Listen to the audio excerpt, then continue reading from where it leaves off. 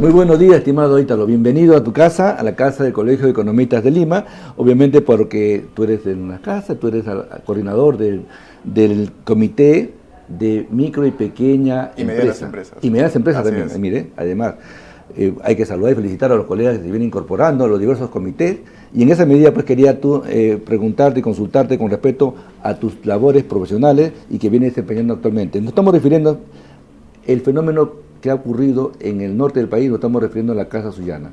Ha sido intervenido por la superintendencia. Quisiéramos que nos des elementos. ¿Cuál es la causa? ¿Qué ha pasado realmente? Porque ha afectado a miles y miles de piuranos que tenían la esperanza de poder contar un crédito. ¿Qué nos comentas? Sí, efectivamente, el tema de la Caja Sullana ha sido una noticia muy reciente. La SBS, según la resolución que ha soltado y nos ha indicado, es que el patrimonio de la Caja Sullana ha sido reducido en un 50% aproximadamente y tienen un índice de morosidad de 20%. Entonces estamos hablando de una cantidad considerable que para los estándares de la SBS pues es un punto de intervención, y es por eso que hemos visto lo que ha pasado en la hora de las noticias, que Caja Piura ha absorbido esa cartera, siendo una caja un poco de un perfil mucho más adecuado y que puede manejar con una solvencia mucho mejor la cartera quizás que tenía Caja Sullana, ¿no? Efectivamente, ¿no?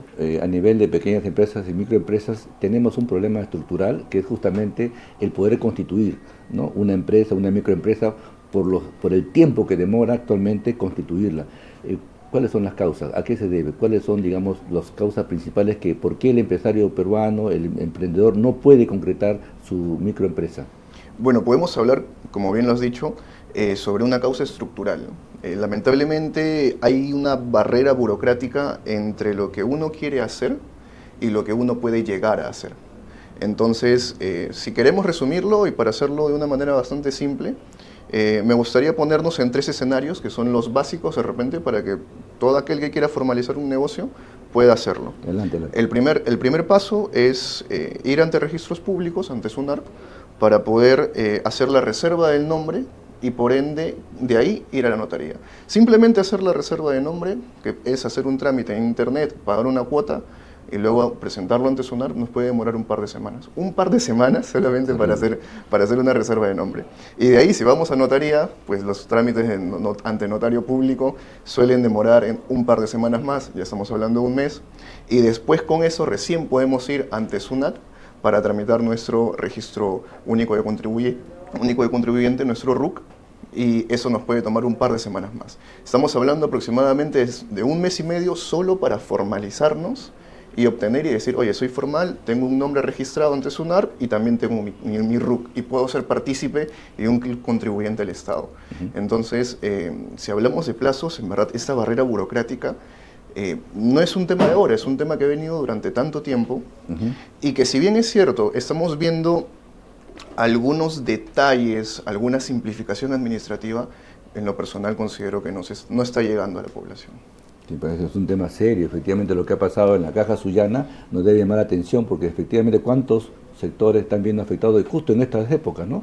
En una época que no hay pues tanto dinamismo en lo económico, ¿no?, donde parece que la economía se ha ralentizado un poco, ¿no?, y no se está viendo tanto movimiento, y lo dicen los pequeños productores, ¿no?, de Gamarra, de la zona de Arequipa, de Tacna, ¿no?, donde hay movimiento económico y están pues afectados, y no se explican qué está pasando. ¿Qué nos dicen los economistas? Dicen, ¿qué está pasando?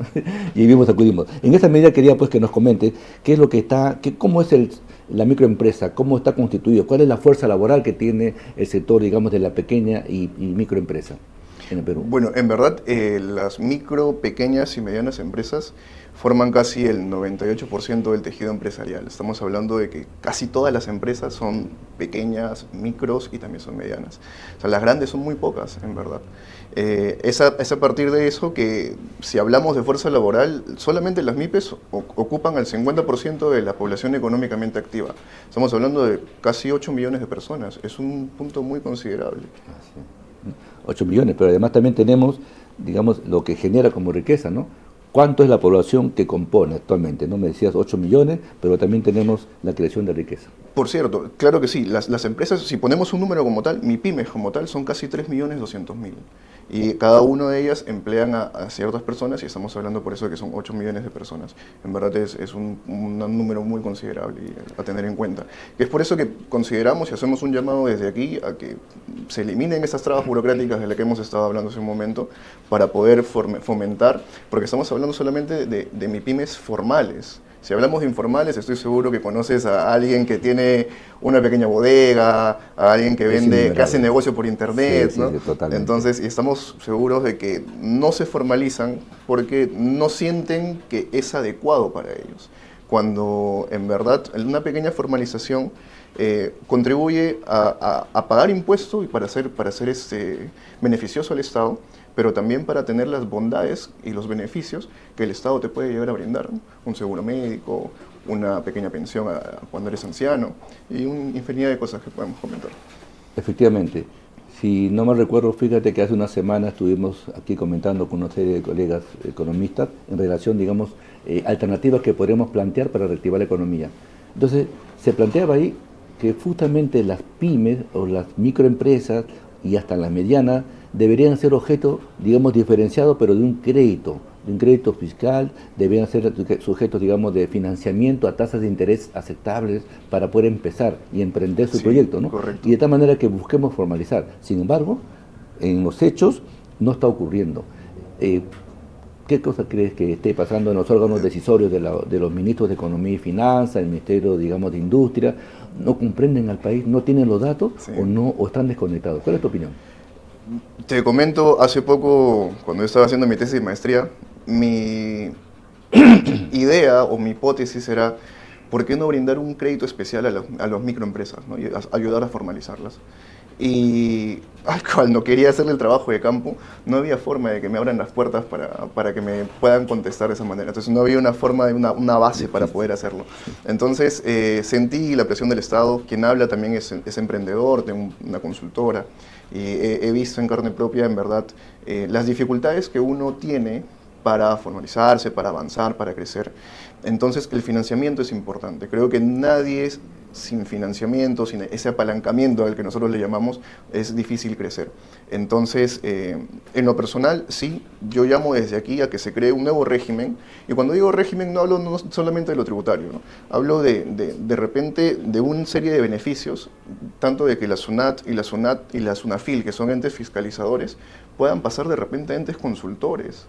Porque no solamente te voy a fiscalizar, ¿por qué no te ayudo en tu proceso contable, económico y administrativo para que puedas llevar a los objetivos que tú quieres? Así es. Y dejamos de ver a SUNAT y a SUNAFIL como los malos de la película y los empezamos a ver como, oye, yo te ayudo y si te formalizas te doy un crédito especial a una tasa súper baja, pero no se hace.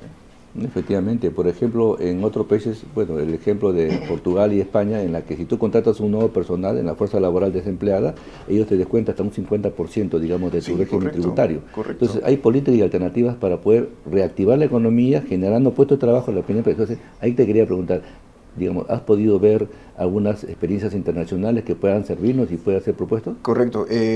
Lo que conversábamos quizás detrás de cámaras, este informe del Banco Mundial, es una comparativa entre países. Por ejemplo, lo que hablábamos en un inicio de barreras burocráticas. Si bien es cierto, nosotros nos demoramos cerca de un mes y medio, en Nueva Zelanda, en medio día ya tienes formalizada una empresa. Sí. Entonces, si vamos al tema del financiamiento, hay en Europa, en el caso de España, en el caso de Francia, hay créditos especiales para pequeños emprendedores. Y hay incluso créditos para aquel que no está formalizado, pero tiene una idea de negocio. Entonces, creo que volvemos al inicio. El tema de las cajas, estos microcréditos son muy importantes y necesitamos reevaluar las cosas, hacer una queja de repente al Estado, a nuestros funcionarios, de que puedan evaluar nuevamente a los emprendedores que son tantos y que pueden ser una base tributaria mucho más grande para nosotros, para el Estado. Al final es beneficioso para todos. Efectivamente, ahora mismo que tenemos un gran desempleo digamos, a nivel nacional y no solamente en Lima. Estamos hablando pues de las importantes regiones del país que tienen pues un nivel de desempleo muy elevado. Podríamos generar una política pues de incentivo, de fomento de la microempresa para generar puestos de trabajo. Es inmediato, es directo, ¿no es cierto? Sí. Pero a la vez también puede, digamos, tener algunas ventajas y bondades de tipo empresarial, ¿no es cierto? Correcto. Tributario, inclusive también a nivel social, porque puede generarte a nivel, digamos, de seguros sociales para tu salud, para tener acceso a la capacitación permanente. En esta medida quería pues que nos dieras tus recomendaciones para poder reactivar el sector y cómo podemos aplicar unas políticas adecuadas, dado que tienes experiencia en su consultoría. ¿Qué nos recomendarías como colega economista? Dos pilares fundamentales: simplificación administrativa y capacitación a pequeños y emprendedores, a pequeñas empresas y emprendedores. Creo que la simplificación administrativa se está dando con el tema del Internet. Hay ciertos pasos que ya se están obviando ante el Estado, pero todavía hay mucho que hacer. Hay mucho que hacer. Cuando dicen los colegas economistas que no hay recursos económicos, el Estado no tiene recursos para financiar, y hay que tener cuidado con el déficit fiscal, y hay que tener cuidado con la inflación, ¿qué le podrías tú decir a ellos? Porque efectivamente se ve doble discurso. Bueno, creo que recursos hay, ¿no? Si no, no veríamos tantos viajes y relojes por ahí. Muy bien, muchísimas gracias. Ítalo Dávila, colega economista, magíster y consultor, digamos, de empresas a nivel nacional, a nivel privado y también a nivel del sector público. Muchísimas gracias. Muchas gracias por la invitación. Ha sido un gusto estar acá. Y como siempre estamos para poder, digamos, en tu casa, compartir y seguir debatiendo. Claro que sí, cuando gustes. Muchísimas gracias. Muchas gracias. Ya regresamos, estimados amigos.